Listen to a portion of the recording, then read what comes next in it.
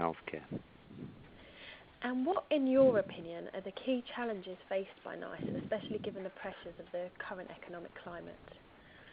Well, I mean, I think the role of NICE and other organisations is, I suppose twofold really. I mean,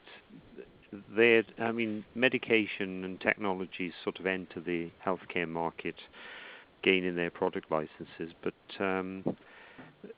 generally that's based on sort of demonstrating no harm and potential benefit. I think where NICE fits in is about actually seeing where the clinical effectiveness and how that feeds into the cost effectiveness of technologies and therapies will impact on the sort of healthcare arena. And I think over the next coming years, with the sort of the current and projected economic growth figures, then obviously economic evaluation of new therapies is going to be very important. I think the other factor is, of course, the change in demographic in westernized countries like the UK, where we've got an ever increasing aging population with increases in chronic disease, and that again is going to put additional pressures on in percentage terms, dwindling tax-paying workforce.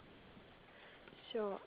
And how does the health outcomes research actually shape the treatment landscape for patients further down the line?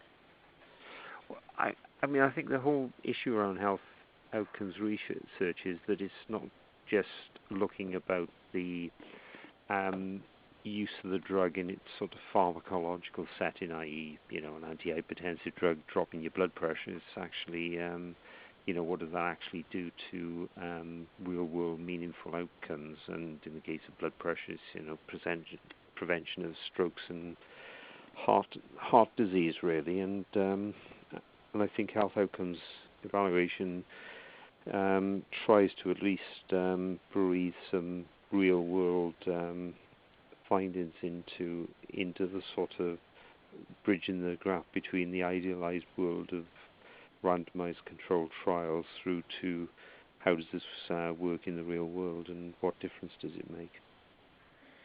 And how do you see an ageing population and current medical improvements impacting on patient demographics? Well, I think